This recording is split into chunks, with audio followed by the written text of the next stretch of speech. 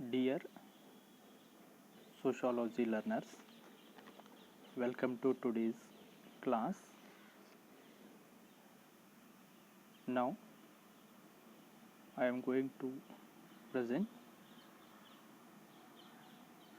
today's concept, the backward classes in India. It comes in second unit, social inequality, exclusion and inclusion. Myself, Sri G.D. Kadalagi, lecturer in sociology before you.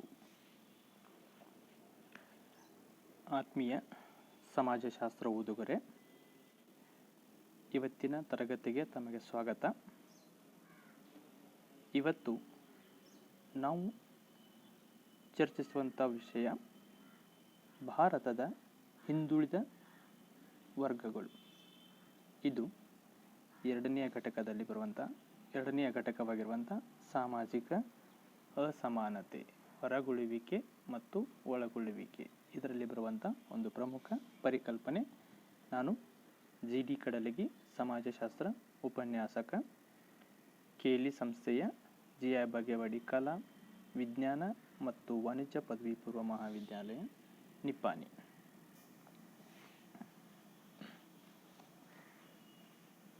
Here, backward classes in India.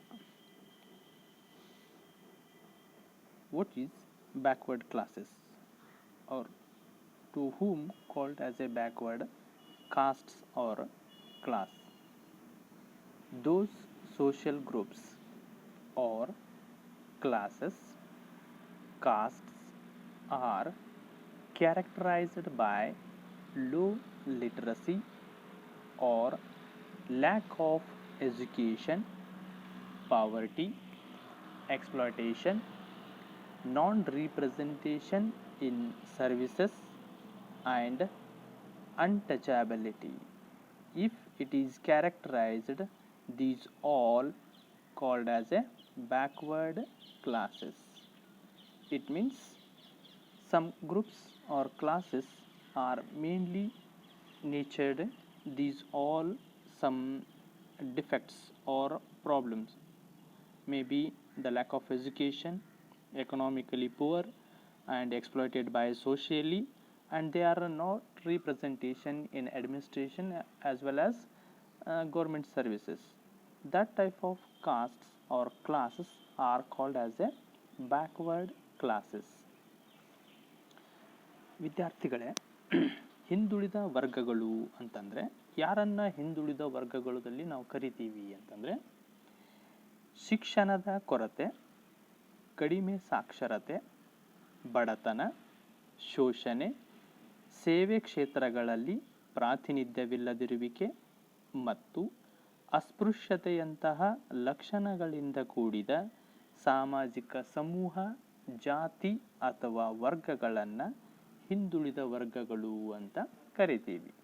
ಅಂದರೆ ಸಮಾಜದಲ್ಲಿ ಕೆಲವೊಂದು ಸಮೂಹಗಳು ಅಥವಾ ವರ್ಗಗಳು ಕೆಲವೊಂದು ಶಿಕ್ಷಣದಂತಹ ಕೊರತೆಯನ್ನು, ಆರ್ಥಿಕವಾಗಿ ಬಡತನವನ್ನು, ಸಮಾಜದಿಂದ ಶೋಷಣೆಯನ್ನು, ಆಡಳಿತಾತ್ಮಕ ಕ್ಷೇತ್ರಗಳಲ್ಲಿ ಯಾವುದೇ ಹಸ್ತಕ್ಷೇಪ ಇಲ್ಲದಿರುವಿಕೆಯನ್ನು ಅಥವಾ ಪ್ರಾತಿನಿಧ್ಯ ಇಲ್ಲದಿರುವಿಕೆಯನ್ನು, ಆಮೇಲೆ ಅಸ್ಪೃಶ್ಯತೆಯಂತಹ ಕಳಂಕಗಳಿಂದ ಕೂಡಿರುವಂತಹ ಸಾಮಾಜಿಕ ಸಮೂಹಗಳನ್ನು ಅಥವಾ ವರ್ಗಗಳನ್ನು, ಜಾತಿಗಳನ್ನು ನಾವು ಹಿಂದುಳಿದ ಜಾತಿಗಳು ಅಂತ ಕರಿತೀವಿ.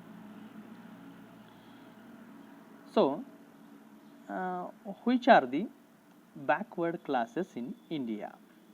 Here, the backward classes in India are scheduled caste, scheduled tribe and other backward classes. ಭಾರತದಲ್ಲಿ ಹಿಂದುಳಿದ ವರ್ಗಗಳು ಯಾವುವು ಅಂತ. ಭಾರತದಲ್ಲಿ ಹಿಂದುಳಿದ ವರ್ಗಗಳು ಯಾವೆಂದರೆ ಪರಿಶಿಷ್ಟ ಜಾತಿ, ಪರಿಶಿಷ್ಟ ಪಂಗಡ ಅಥವಾ ಬುಡಕಟ್ಟು, ಇತರ ಹಿಂದುಳಿದ ವರ್ಗಗಳು. ಇವುಗಳನ್ನು ನಾವು ಹಿಂದುಳಿದ ವರ್ಗಗಳು ಅಂತ ಭಾರತದಲ್ಲಿ ಪರಿಗಣಿಸ್ತೀವಿ.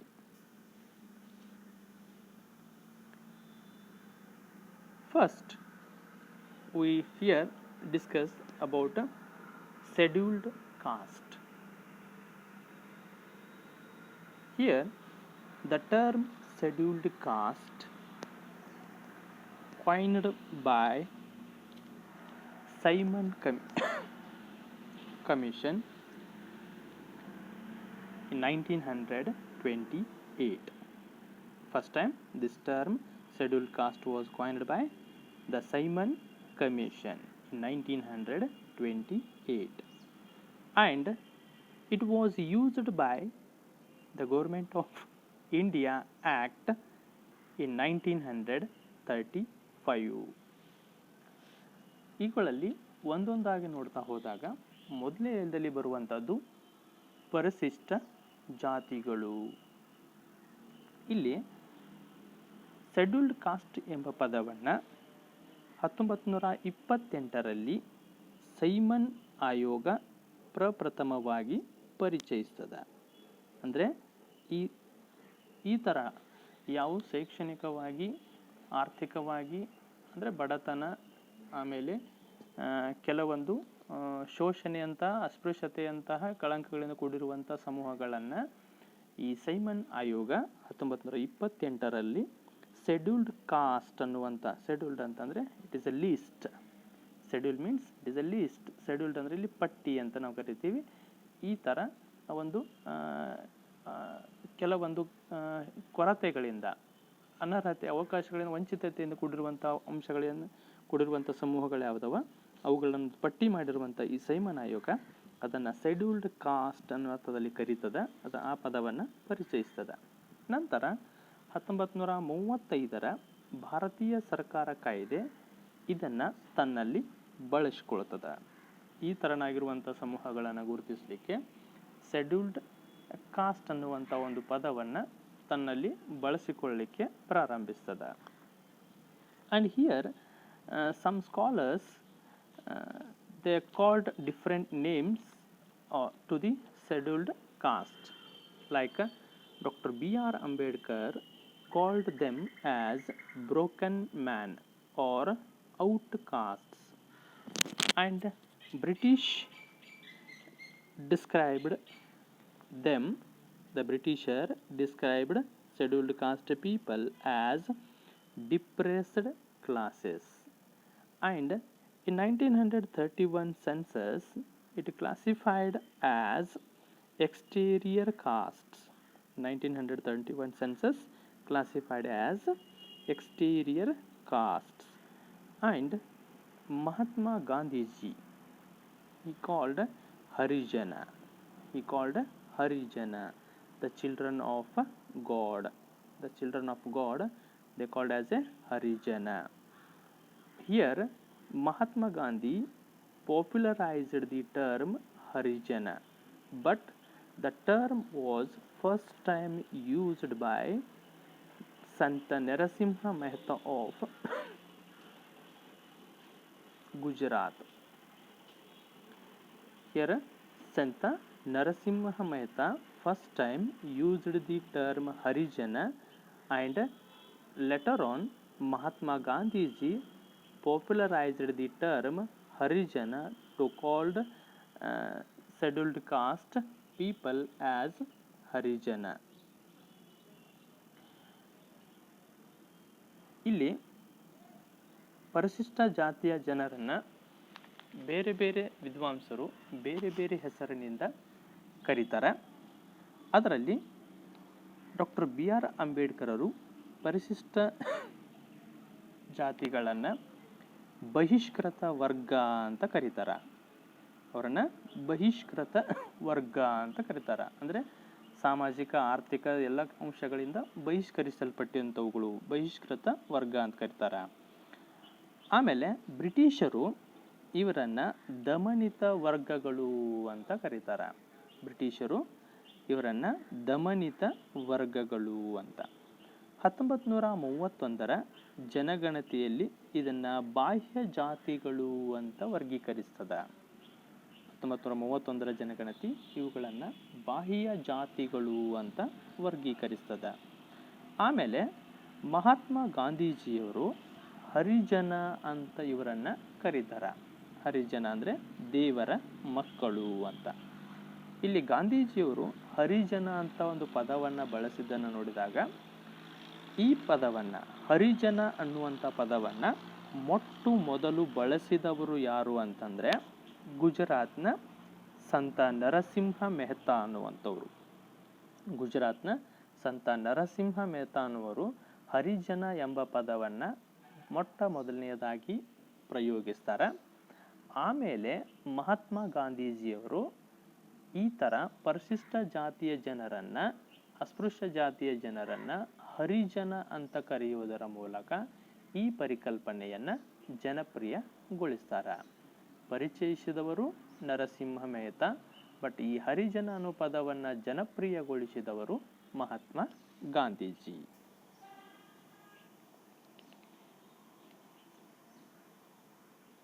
Here, according to D.N. Majumdar, he defined what is scheduled caste. According to D.N. Majumdar, who suffer from various social and political disabilities, many of which are traditionally prescribed and socially enforced by the higher castes, is called scheduled castes. So he rightly defined what is scheduled caste. Here, which castes are especially suffer from various social and political disappears by higher caste in Indian society. And here we traditionally prescribed and socially forced to practice some disabilities or to use of some public properties or aspects. So this type, when higher caste enforced some lower caste to follow some restrictions, that groups called as scheduled caste. D.N. Majumdar ಅವರು ಪರಿಶಿಷ್ಟ ಜಾತಿಗಳಂದ್ರೇನು ಅಂತ ವ್ಯಾಖ್ಯಾನಿಸ್ತಾರೆ. ಸಂಪ್ರದಾಯಗಳ ಮೂಲಕ ವಿಧಿಸಿದ ಮತ್ತು ಮೇಲ್ಜಾತಿಯವರಿಂದ ಸಾಮಾಜಿಕವಾಗಿ ಜಾರಿಗೊಳಿಸಲ್ಪಟ್ಟ ವಿವಿಧ ಸಾಮಾಜಿಕ ಮತ್ತು ರಾಜಕೀಯ ಅನರ್ಹತೆಗಳನ್ನು ಹೊಂದಿದ ಅಸ್ಪೃಶ್ಯ ಜಾತಿಗಳನ್ನು ಪರಿಶಿಷ್ಟ ಜಾತಿಗಳು ಅಂತ ಕರೀತಾರೆ. ಅಸ್ಪೃಶ್ಯ ಜಾತಿಗಳನ್ನು ಪರಿಶಿಷ್ಟ ಜಾತಿಗಳು ಅಂತ ಕರೀತಾರೆ. ಇಲ್ಲಿ ಕೆಲವೊಂದು ಮೇಲ್ಜಾತಿಗಳು ಕೆಲವೊಂದು ಕೆಳಜಾತಿಯ ಮೇಲೆ ವೈವಿಧ್ಯಮಯವಾಗಿರುವಂಥ ವಿವಿಧ ರೀತಿಯ ಸಾಮಾಜಿಕ ಮತ್ತು ಆರ್ಥಿಕ ನಿರ್ಬಂಧಗಳನ್ನು ಹೇರ್ತಾವ. ಸಾರ್ವಜನಿಕವಾಗಿರುವಂಥ ಆಸ್ತಿ ಆಗಿರ್ಬೋದು, ಆಮೇಲೆ ಸಾಮಾಜಿಕವಾಗಿರುವಂಥ ಅವಕಾಶಗಳಾಗಿರ್ಬೋದು, ಅವುಗಳನ್ನು ಪಡೆದುಕೊಳ್ಳುವಂಥ ಸಂದರ್ಭದಲ್ಲಿ ಇಲ್ಲಿ ನಿರ್ಬಂಧಗಳನ್ನು ವಿಧಿಸಿರುವಂಥದ್ದು.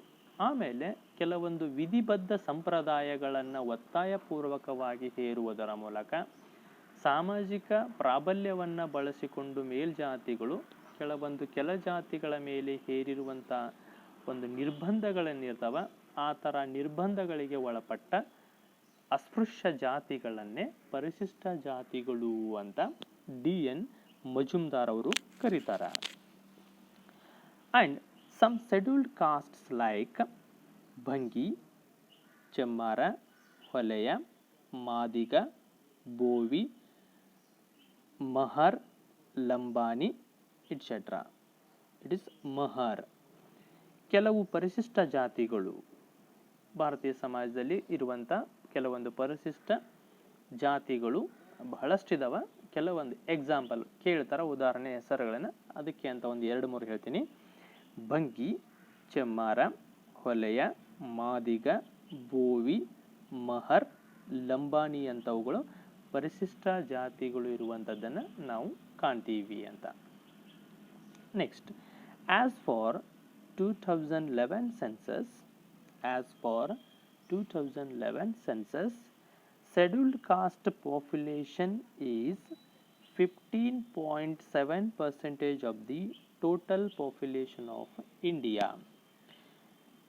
Its demography, as per the 2011 census, scheduled caste population is 15.7% of the total population of India.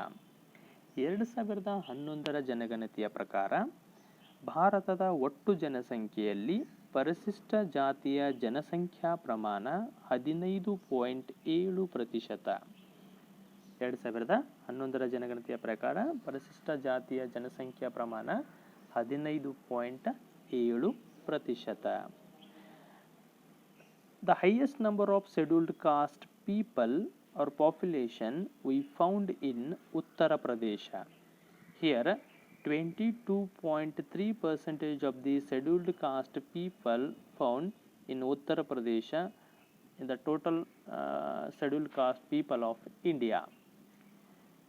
ಅತಿ ಹೆಚ್ಚು ಪರಿಶಿಷ್ಟ ಜಾತಿಯ ಜನಸಂಖ್ಯೆ ಇರೋದು ಎಲ್ಲಿ ಅಂತಂದರೆ ಉತ್ತರ ಪ್ರದೇಶದಲ್ಲಿ 22.3%. ಭಾರತದ ಒಟ್ಟು ಪರಿಶಿಷ್ಟ ಜಾತಿಯ ಜನಸಂಖ್ಯೆಯಲ್ಲಿ 22.3% ಪರಿಶಿಷ್ಟ ಜಾತಿಯ ಜನಸಂಖ್ಯೆ ಇರುವುದು ಉತ್ತರ ಪ್ರದೇಶದಲ್ಲಿ. In Karnataka, the strength of scheduled caste people is 5.3%. 5.3% of the total population, scheduled caste population of India. ಭಾರತದ ಒಟ್ಟು ಪರಿಶಿಷ್ಟ ಜಾತಿಯ ಜನಸಂಖ್ಯೆಯಲ್ಲಿ ಕರ್ನಾಟಕದಲ್ಲಿ ಪರಿಶಿಷ್ಟ ಜಾತಿಯ ಜನಸಂಖ್ಯಾ ಪ್ರಮಾಣ 5.3%. 5.3% ಪರಿಶಿಷ್ಟ ಜಾತಿಯ ಜನರನ್ನು ನಮ್ಮ ರಾಜ್ಯದಲ್ಲಿ ಅಂದರೆ ಕರ್ನಾಟಕದಲ್ಲಿ ಕಾಣ್ತೀವಿ.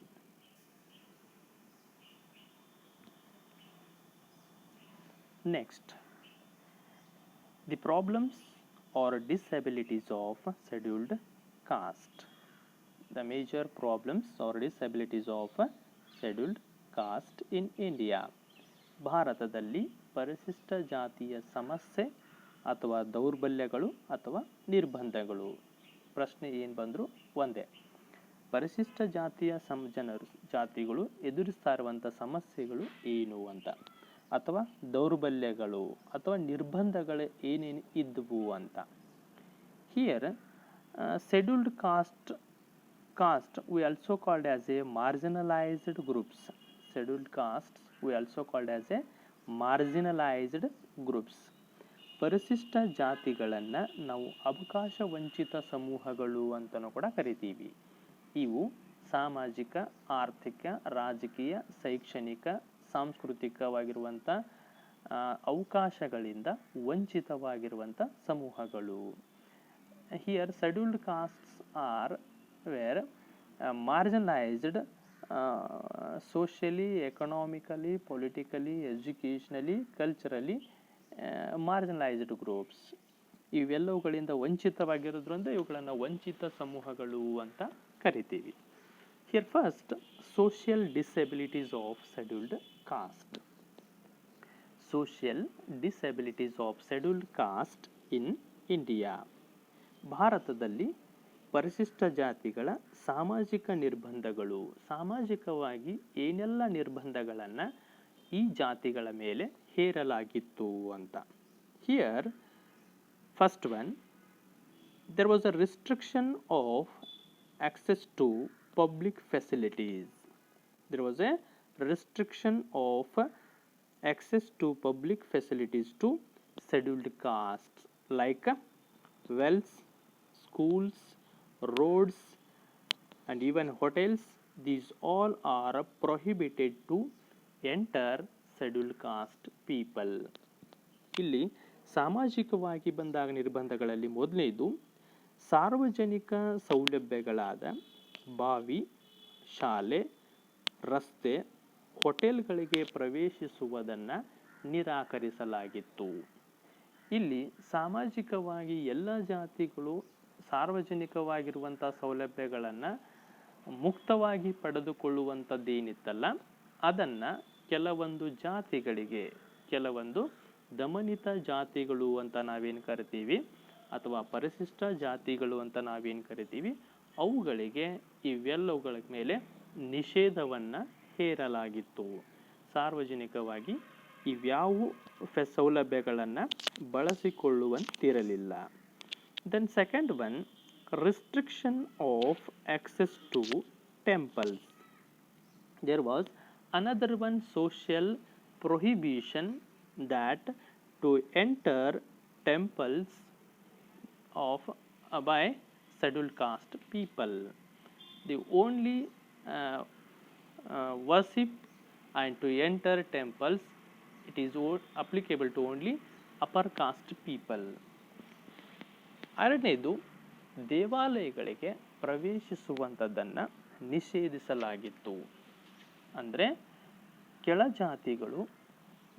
ಕೆಳಜಾತಿಯ ಜನರು ದೇವಾಲಯಗಳಿಗೆ ಪ್ರವೇಶಿಸುವಂತಿರಲಿಲ್ಲ.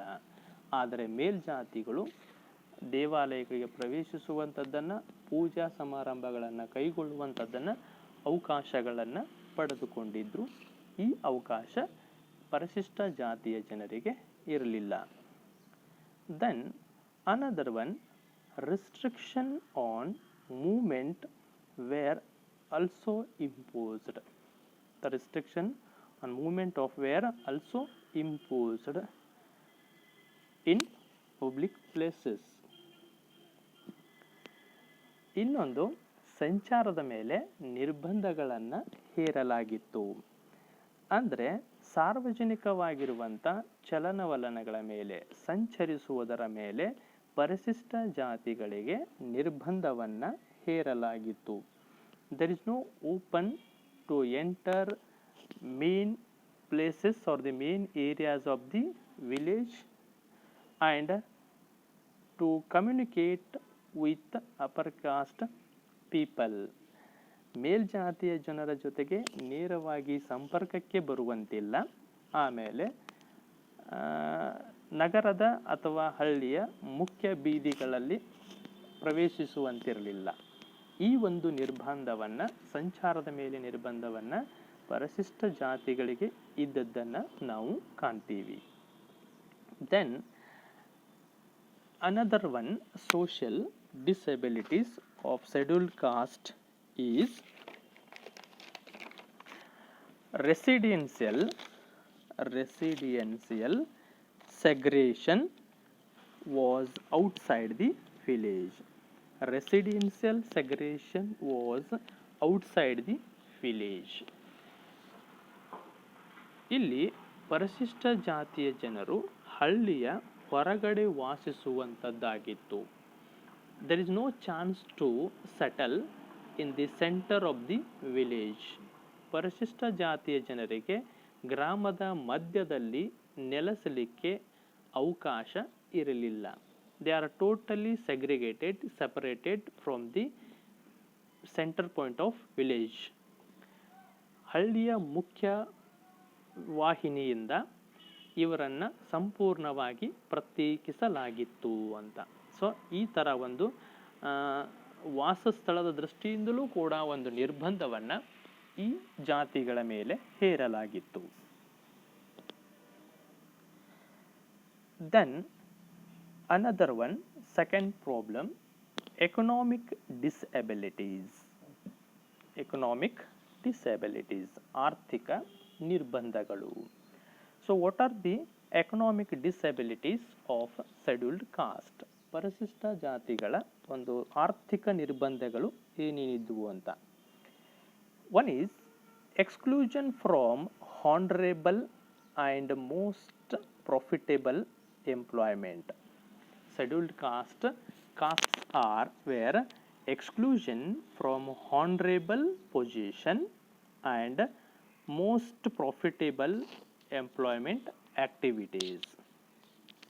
ಆರ್ಥಿಕವಾಗಿ ಮೊದಲನೇದು, ಪರಿಶಿಷ್ಟ ಜಾತಿಯ ಜನರಿಗೆ ಸಾಮಾಜಿಕ ಘನತೆಯ ಸ್ಥಾನಮಾನಗಳನ್ನು ಪಡೆದುಕೊಳ್ಳಲಿಕ್ಕೆ ಅವಕಾಶಗಳು ಇರಲಿಲ್ಲ, ಸಾಮಾಜಿಕ ಘನತೆಯನ್ನು ಹೊಂದುವಂತಿರಲಿಲ್ಲ ಅಂತ.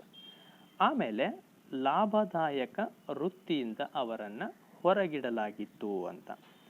ಕೆಲವೊಂದು ಲಾಭವನ್ನು ತರುವಂಥ ವಾಣಿಜ್ಯದ ದೃಷ್ಟಿಯಿಂದಿರುವಂಥ ವೃತ್ತಿಗಳನ್ನು ಈ ವರ್ಗದವರು ಮಾಡುವಂತಿಲ್ಲ.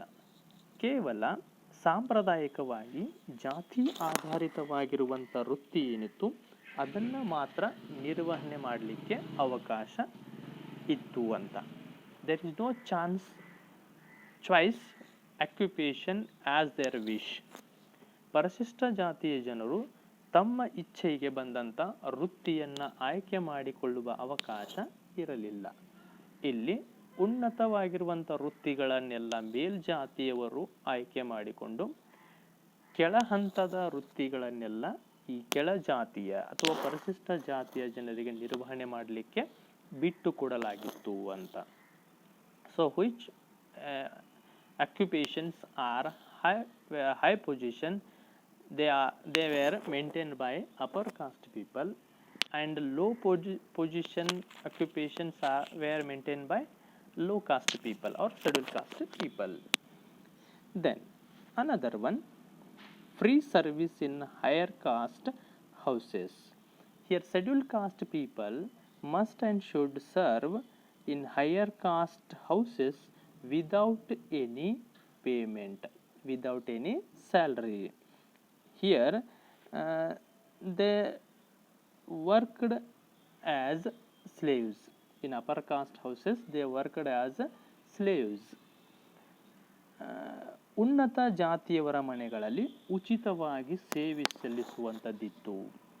ಪರಿಶಿಷ್ಟ ಜಾತಿಯ ಜನರು ಉನ್ನತ ಜಾತಿಯವರ ಮನೆಯಲ್ಲಿ ಯಾವುದೇ ವೇತನವನ್ನು ಪಡೆದುಕೊಳ್ಳದೆ, ದುಡಿಮೆಗೆ ತಕ್ಕ ಪ್ರತಿಫಲವನ್ನು ಪಡೆದುಕೊಳ್ಳದೆ ಉಚಿತವಾಗಿ ಸೇವೆಯನ್ನು ಸಲ್ಲಿಸುವಂಥದ್ದಿತ್ತು.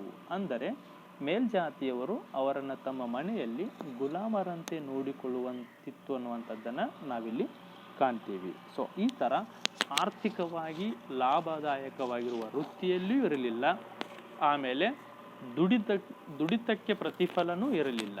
ಅಂದರೆ ಉಚಿತ ಸೇವೆಯನ್ನು ಸಲ್ಲಿಸಿ ಆರ್ಥಿಕವಾಗಿ ಮತ್ತಷ್ಟು ಕುಗ್ಗುವಂಥ ಸ್ಥಿತಿಯಲ್ಲಿ ಪರಿಶಿಷ್ಟ ಜಾತಿಗಳಿದ್ದದ್ದನ್ನು ನಾವು ಕಾಣ್ತೀವಿ ಅಂತ. They are not participate in higher occupations and they did not get any profit in for their work in higher caste houses. And another one, restriction on style of life and occupation. There was a restriction on style of life and occupation.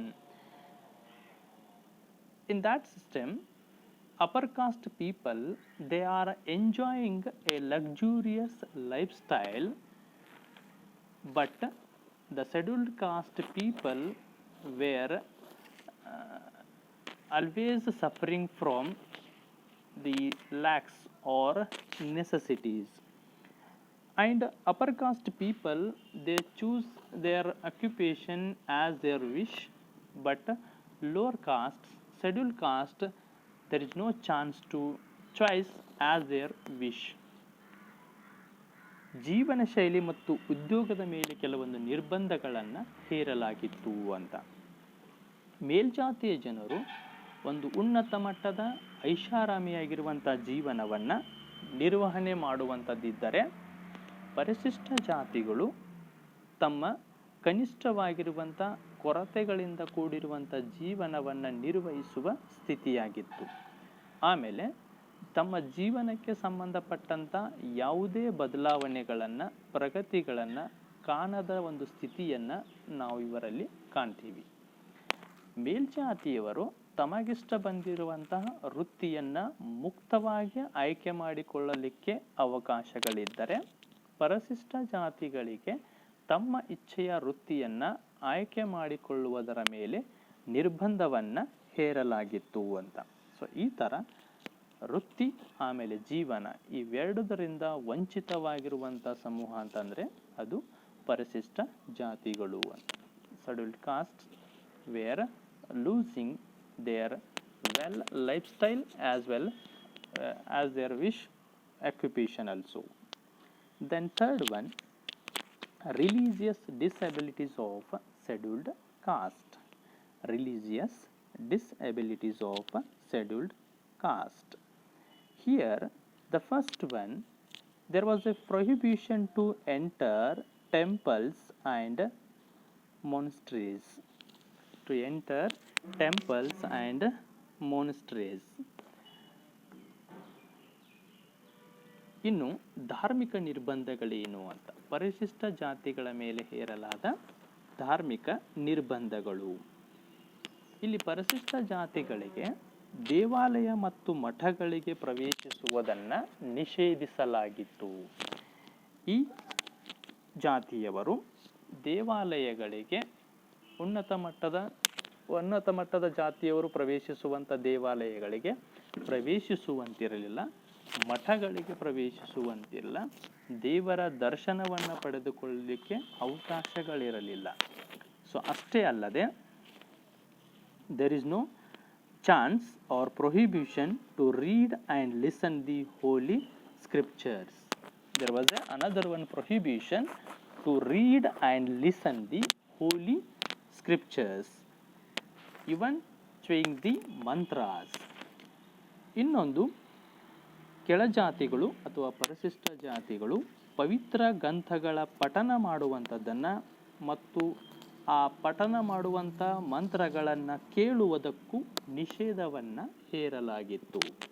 So ಅಂದರೆ ಧಾರ್ಮಿಕವಾಗಿ ಪರಿಶಿಷ್ಟ ಜಾತಿಯ ಜನರು ಯಾವುದೇ ಧಾರ್ಮಿಕ ಪವಿತ್ರ ಗ್ರಂಥಗಳನ್ನು ಓದಲಿಕ್ಕೆ ಅವಕಾಶ ಇರಲಿಲ್ಲ. ಜೊತೆಗೆ ಒಂದು ವೇಳೆ ಮಂತ್ರಗಳು ಪಠಿಸುವಂಥ ಸಂದರ್ಭದಲ್ಲಿಯೂ ಕೂಡ ಅವುಗಳನ್ನು ಆಲಿಸುವಂಥದ್ದು, ಕೇಳಿಸಿಕೊಳ್ಳುವುದಕ್ಕೂ ಕೂಡ ನಿರ್ಬಂಧವನ್ನು ಹೇರಲಾಗಿತ್ತು ಅಂತ. So these all are the some religious disabilities which were faced by scheduled caste people. ಇವೆಲ್ಲ ಕೆಲವೊಂದು ಧಾರ್ಮಿಕ ನಿರ್ಬಂಧಗಳು, ಪರಿಶಿಷ್ಟ ಜಾತಿಯ ಜನರು ಎದುರಿಸಿರುವಂಥ ನಿರ್ಬಂಧಗಳು ಅಂತ. So these all are the some problems or the disabilities of scheduled caste people. So next class we discuss another one group, scheduled tribe. Thank you.